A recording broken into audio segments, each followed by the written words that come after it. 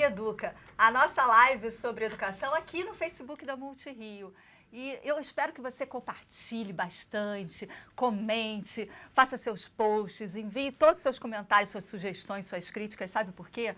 Hoje a gente vai tratar de um assunto muito interessante e que às vezes acontece aqui na cidade do Rio de Janeiro, ganha os noticiários, mas também a gente sabe que acontece em várias regiões do país, que é como lidar com as escolas inseridas em áreas conflagradas, em situação de risco. E para conversar com a gente, nessa conversa, eu trouxe a professora Luzinete Costa Santos. Ela é diretora do CIEP Maestro Heitor Villa-Lobos, aqui em Santa Cruz, no Rio de Janeiro. Professora, muito obrigada pela participação aqui na nossa live. Ok, obrigada. E você sabe como é que ela consegue superar com os professores e todos esses alunos a vizinhança violenta no entorno? Com foco. E é isso que a gente veio conversar hoje, né, professora? Foco num futuro promissor, num futuro de paz. Como é que você consegue isso com as crianças lá na escola? Então, Flávia, a gente identifica que as crianças precisam muito de ter um equilíbrio socioemocional, porque eles vêm de um entorno muito violento. A comunidade de Antares, ela apresenta um índice de violência, um IDH muito baixo no Rio de Janeiro. E essas crianças, quando chegam à escola, elas chegam dependentes de carinho, dependentes de tudo, né? E nós, professores, estamos lá para recebê-las da melhor forma possível, mostrando que ali é o espaço de transformação de sua própria realidade, fazendo com que elas se tornem alunos competentes, autônomos, solidários e que assim tenham um sucesso profissional mais à frente, né? Nossa escola trabalha da educação infantil até o 6º ano experimental. São quantos alunos na escola? São 785 alunos agora. 785 alunos numa região que tem o IDH baixíssimo. E olha esse IDEB. Como é que você pegou a escola há uns anos atrás e como é que está o IDEB agora? Então, nós crescemos com a escola, né? Eu aprendi com a escola também. Eu já estou na escola há 31 anos aproximadamente e há 27 anos para 28 na gestão, né? E a gente identificou que o IDEB era baixo, em torno de 3, 3,5, e a gente começou a trabalhar em cima disso. Então, a primeira parte foi a gente montar uma equipe, né? Fazer com que a equipe entendesse que a escola precisava mudar, né? Mexer com toda a equipe escolar, com os professores, com os merendeiros, né? Com os funcionários da limpeza, todo mundo perceber que a gente pode se tornar pessoas melhores, mesmo estando em comunidades conflagradas, né? Você chegou a fazer para um comentário, a professora, a gente estava no telefone conversando para ela vir para cá, e ela falou assim, olha, não é porque a gente está inserido numa vizinhança de conflito que a escola tem que ser ruim. Eu achei essa frase muito marcante, professora, porque demonstra todo o trabalho de vocês e como que vocês conseguiram alcançar os objetivos, né? Sim, a escola tem que ser alegre, bonita, né? Tem que ser uma escola que dê prazer ao aluno estar. Por mais que ele tenha dificuldade de estar na casa dele, mas dentro da escola ele tem que sentir prazer. Prazer em vir para a escola. Então, se a escola é toda pichada, toda destruída, ninguém quer ficar nessa escola. E aí é aquela cultura. Quando o ambiente já está ruim, vai ficar pior porque eles vão transformar em pior, né? Então, nós fazemos o contrário, a gente transforma um ambiente bonito em mais bonito com o próprio trabalho deles, né? De arte, trabalhando com os professores, trabalhando painéis, murais, tudo para que a escola fique cada vez mais acessível e bonita. Tem uma coisa interessante porque ela falou sobre foco, né? Foco. Você tem foco? Onde que está o seu foco? Você tem meta? Você tem sonhos na vida? Acho que essa pergunta, né, professora, é o norte do projeto da escola, né? Com certeza, né? A gente sempre busca, cada turma tem a sua missão, né? Qual é a missão do 3º ano, qual é a missão do 4º ano, e cada professor escolhe, junto com o aluno, a sua missão. E cada aluno tem a sua missão individual também, o que ele veio fazer na escola. Porque quando ele pisa na escola, ele sabe o que veio fazer lá, o que ele foi fazer lá, ele vai se moldar diante do seu sonho, né? E a gente baseou o nosso trabalho em um livro dos 7 hábitos de uma pessoa eficiente, né? Ela eficaz. fez um curso, não é isso, professora? Sim. Você fez um curso nos Estados Unidos, conta Sim. um pouquinho. Então, a gente foi convidado pela própria prefeitura a estar junto desse grupo que foi fazer esse curso de 2 semanas nos Estados Unidos, e a gente visitou escolas em áreas conflagradas também nos Estados Unidos, né? E lá a gente pôde ver que as crianças também não têm realidade muito diferente da nossa, e que eles também podem crescer. Então, com o sonho, com o desejo, com hábitos escolares saudáveis, ela pode mudar a sua vida, né? E a gente pode, como é que eu vou dizer para você, Flávia, fazer com que aquela criança entenda qual é a sua meta escolar. Por exemplo, eu quero ser uma patinadora, né? É uma coisa que é sonho de criança. Então, ela vai focar naquilo. Eu vou ensaiar bastante, né? Eu quero ser um professor de matemática. Eu vou focar no meu estudo. Então, o professor dentro da escola vai ajudar você a cumprir o seu sonho. E a gente pergunta para ela, mas com essa indisciplina que você está tendo agora, você vai conseguir alcançar o seu sonho? E ela vai voltar e vai refletir socioemocionalmente. Não, tia, eu não vou conseguir isso. Então muda o seu comportamento para você se tornar o aluno competente, autônomo e solidário que a escola precisa. Quais foram os livros que você trouxe para a gente? Então, a gente trouxe, na realidade, é um livro só, né? O Líder em Mim, né? Que nos ajudou bastante na escola a mudar o seu foco, a sua visão e a sua missão, né? A gente leu com os professores, isso é muito importante, aproveitar o tempo que você está com os professores, né? Para estudar realmente, buscar com eles técnicas didáticas que possamos mudar o comportamento de cada aluno. Então, a gente estudou os 8 hábitos de uma pessoa altamente eficaz e isso tem nos ajudado bastante.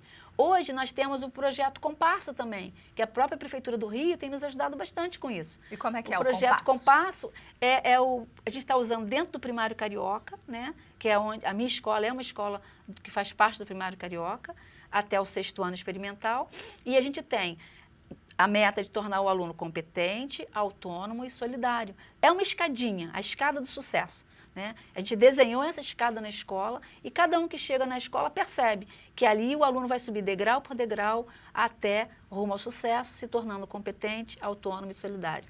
O Bruno, pelo Facebook, ele perguntou aqui pra gente, professora, você já viu os resultados desse projeto de liderança nos seus alunos? Sim, Bruno. Quais resultados? Vi muitos resultados.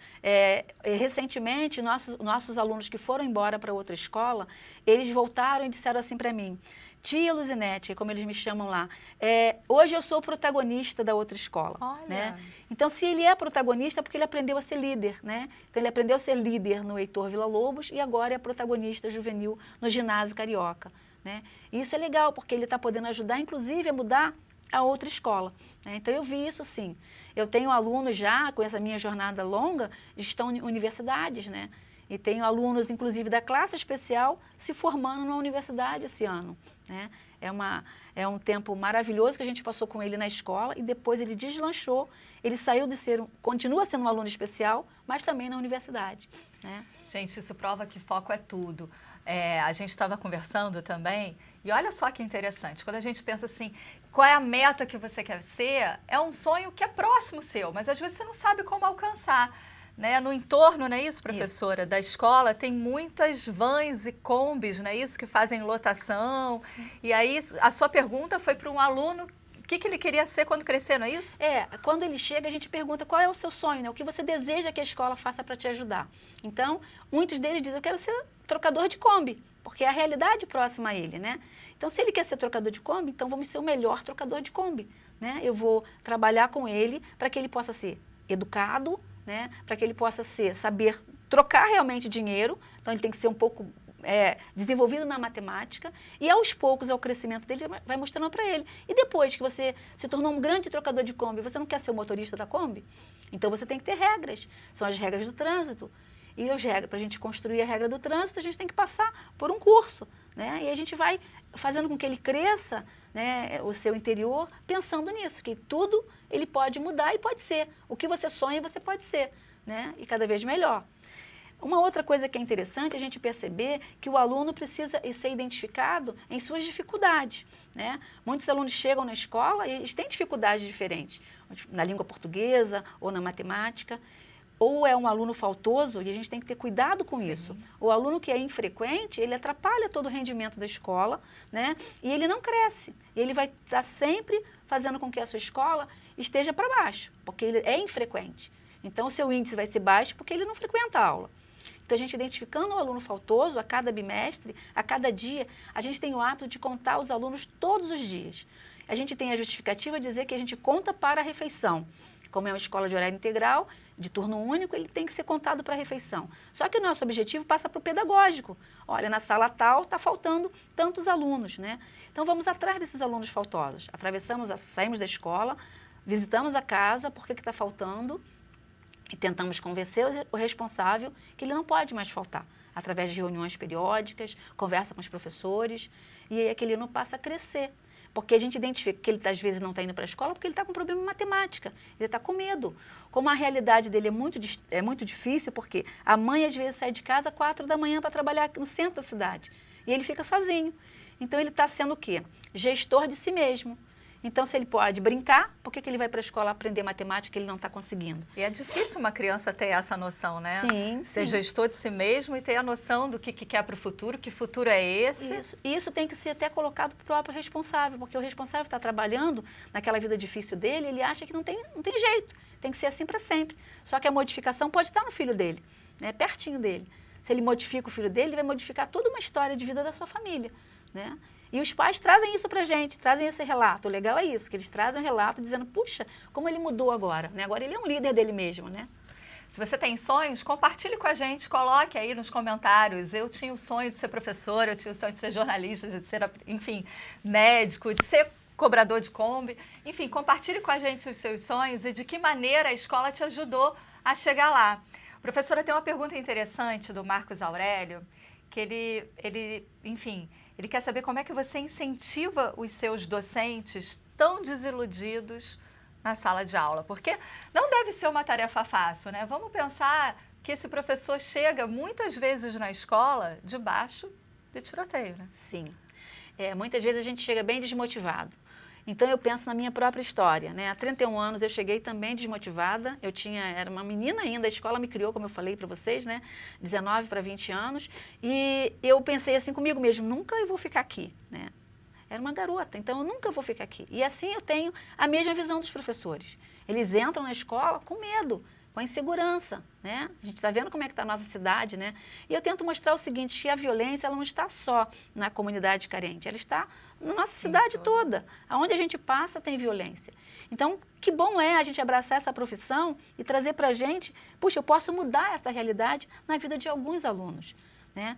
E a gente tem assim a cultura, se a gente modificou na minha turma, que era difícil, nossa, eu modifiquei uma família, eu modifiquei uma geração, né? Então, a gente precisa focar nisso. E o professor, quando chega, e com a convivência com os demais, eles vão permanecendo. Eu tenho professores de 25 anos, de 20 anos conosco, né? E estão ali por prazer. Tem concurso de remoção e eles não entram no concurso de remoção. Eles querem permanecer ali. Eles são ótimos, né? Eles são maravilhosos. Então, assim, é aquela coisa que eu falei contigo no telefone, é o abraço, a acolhida do professor, a acolhida do aluno. Isso faz toda a diferença. Tem mais pergunta aqui pra gente, que é da Elbia Barreto. Trazendo à tona a aplicabilidade e eficácia da inteligência emocional, como a autorresponsabilidade tem sido desenvolvida nos estudantes? Olha, isso modifica tudo, modifica até a nossa vida também, né? Quando a gente está equilibrado, a gente modifica tudo. E isso é um trabalho conjunto da escola, de desenvolver esse emocional, é um trabalho de todos. Por exemplo, recentemente tivemos um contato na rede de um professor que trabalhava música, né? A atividade dele principal na escola era professor de música. E na hora da confusão, do tiroteio, da comunidade violenta, ele ia para o corredor e tocava, né? É a história que a gente viu recentemente na nossa rede. E é isso, cada um na sua prática, desenvolvendo o seu aluno, acalmando, fazendo com que ele se torne mais tranquilo emocionalmente, porque aquilo vai passar, né? Aquela realidade vai passar. Existem competências socioemocionais. A gente poderia elencar aqui algumas que vocês trabalham com as crianças? Sim. A gente chamou, na época, no período que a gente trabalhou, muitos hábitos, né? Esses 7 hábitos de uma pessoa eficaz, e agora são 8, porque o último hábito é o seguinte, se você construiu todos esses hábitos e desenvolveu em si mesmo, ajude o outro a modificar também, né, os hábitos dele. E a gente ia trabalhando, tipo assim, o aluno consegue vencer, eu sou monitor de matemática, né? Eu consegui ajudar o aluno com mais dificuldade de matemática a crescer, a se desenvolver. A gente comemora o sucesso. Comemorar o sucesso é muito interessante, né? E às vezes o sucesso é pequeno. Nossa, ele conseguiu armar certinho essa conta de adição ou de subtração, seja lá qual for. E ele não conseguia fazer essa expressão e agora ele consegue. Então a sala aplaude, a sala comemora. E aos poucos a gente foi dando a eles alguns bótons, né? Então eles viveram um hábito, a gente dava um bóton para ele. E como a gente dava esse bóton? Toda segunda-feira a escola se reúne e canta o hino nacional brasileiro, né? Toda segunda-feira. E esse bottom, ele era dado nessa hora. Nossa, o aluno da turma 1101, né? Ele está sendo premiado hoje porque ele venceu, né? Uma dificuldade que ele tinha. A gente conta qual foi a dificuldade, dava um certificado para ele e um bottom. Olha, uma criança quando recebe um bottom, ele fica muito feliz. É algo simples, é algo que o próprio Estados Unidos também fazia, né? Esse pequenininho a gente recebeu lá. E a gente passou a fazer com esse aqui. Porque trabalha a autoestima da criança, Exato. né? É isso que você falou, é tudo. Mudar a autoestima, né? Ela se sentir feliz, que ela pode crescer, né? Que ela pode sair daquela realidade e se tornar uma pessoa bem diferente, né? E aí, esse sonho dela, aos poucos, ela percebendo que ela pode alcançar, com a ajuda de toda a equipe escolar, vai se tornar uma escola com IDEB cada vez mais alto, né?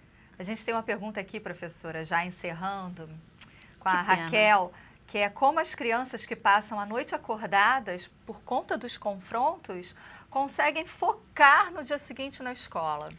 Sim, aí que está uma dificuldade muito grande realmente, né? Porque muitos deles, além de passarem acordadas, passam em lugares muito difíceis, como debaixo da cama, né? Muitos se escondem, né? Quando vem o tiroteio, ouvem, então se escondem.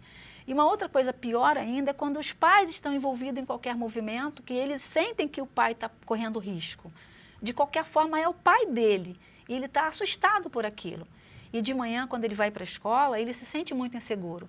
E aí está na mão do professor, cada membro da equipe de novo, de abraçar. Se ele precisar dormir, abaixar a cabeça, dormir, ter lá o tatame, que a gente chama, né? Aquele borrachado de EVA, que ele possa tirar aquela descansada. E o colega precisa compreender que ele não está bem. Isso acontece muito. Até da criança deitar na carteira e tirar aquele cochilinho. E renovar, levanta agora, vai lá, lava seu rosto, volta, né? E o professor está junto, porque os minutos que ele perde ali, ele vai ganhar na frente, né? E a gente tem tido muito sucesso com isso. Professora, o trabalho é fantástico, porque quando a gente pensa que não tem mais jeito, olha que história inspiradora, né? Eu, pelo menos, estou encantada, porque todo um trabalho de equipe, envolve o sim dos professores, cada professor ali deu um sim, né, para que a educação aconteça. Eu acho que, de fato, esse país ele só muda através da educação, né? O crescimento das pessoas, de uma maneira geral, é através da educação. Se você tem mais alguma pergunta para fazer para a professora Luzinete, que ela tem histórias fantásticas, eu acho que é enriquecedor, é inspirador. O e-mail da professora... Não, na verdade é o Facebook da professora. É Luzinete Costa Santos, tudo junto, não é isso? Isso. Luzinete Costa Santos. Você pode tirar suas dúvidas, você pode, enfim, perguntar uma série de coisas. Você que está em outra área do país, que passa por uma situação semelhante, conta pra gente, entre em contato com a gente, entre em contato com a professora. Eu acho que tem um paralelo que a gente pode fazer, a gente também vê muitas notícias, né, em outros países que passam por conflitos também. E o amor, a gente tem um programa aqui na Multirio, se depois você quiser assistir, é o Como Vivemos, que fala sobre escolas, né? São experiências de professores e de escolas em alguns outros países, e países muitas vezes que passam por conflitos, que passam por guerras. E o amor faz toda a diferença, o foco faz a diferença, né? Pensar num futuro, numa cultura de paz faz toda a diferença, né, professora? Sim, acolher o aluno da maneira que ele venha, de onde ele venha, faz toda a diferença, né? Ele perceber que ali ele vai estar amparado e pronto para o crescimento. E aquela escola vai ajudá-lo nisso, em todas as suas necessidades, seja emocional, seja física, né? Que a gente seja de vestuário, o aluno vem como vem. Se ele não tem calçado, ele vem descalço, não tem problema. Lá a gente vai transformar. É lá que está a transformação, entendeu? Estamos à disposição. Ótimo. Para vocês que acompanharam a gente, muito obrigada, né? Curta, passe esse live adiante, compartilhe, marque seus amigos, marque quem gosta de educação. A gente espera vocês novamente na quinta-feira, mesmo horário, 12h30, mas a dica, hein? Mediação de conflito na escola. Será que a gente tem aí uma solução para mediar os conflitos que envolvem os alunos? A gente aguarda vocês no próximo #Educa. Quinta-feira, 12h30. Até lá. Obrigada, professora. Nada. Tchau, tchau. Tchau.